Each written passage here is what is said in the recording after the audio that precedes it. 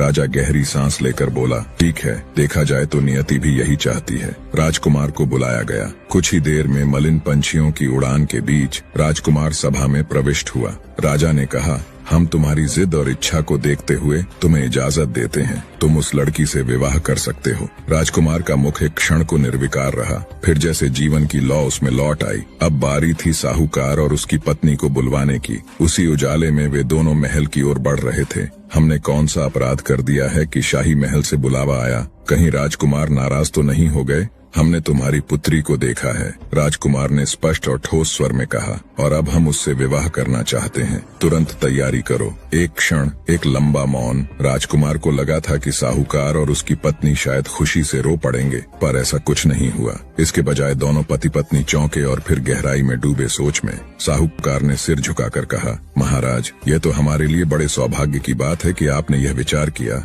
लेकिन हमें अपनी बेटी से पूछकर उत्तर देना होगा। राजकुमार का चेहरा तमतमा गया, उसका सीना तन गया। मैं एक राजा का पुत्र हूँ और ये एक साधारण धोबी मेरे प्रेम को एक सवाल बना रहे हैं। फिर भी वह क्रोध को निगल गया, क्योंकि दिल का मामला था। जिस कन्या की एक झलक ने उसकी रूह को बांध लिया था, उसके लिए वह कुछ भी सहने को तैयार था। पर याद रखना, उसने गहरे तीखे स्वर में कहा, हमें इनकार सुनने की आदत नहीं है। अगर तुमने न कहा तो मैं पूरे खानदान को जेल में डाल दूंगा। साहूकार और उसकी पत्नी कांपते हुए जैसे आए थे, वैसे ही महल से विदा हो गए। उनके पांव अब पहले से ज्यादा भारी थे, जैसे हर कदम कोई नई परीक्षा लेकर आगे बढ़ रहा हो। मृदुला, वही कन्या जो छत पर बाल सुखा रही थी, क्या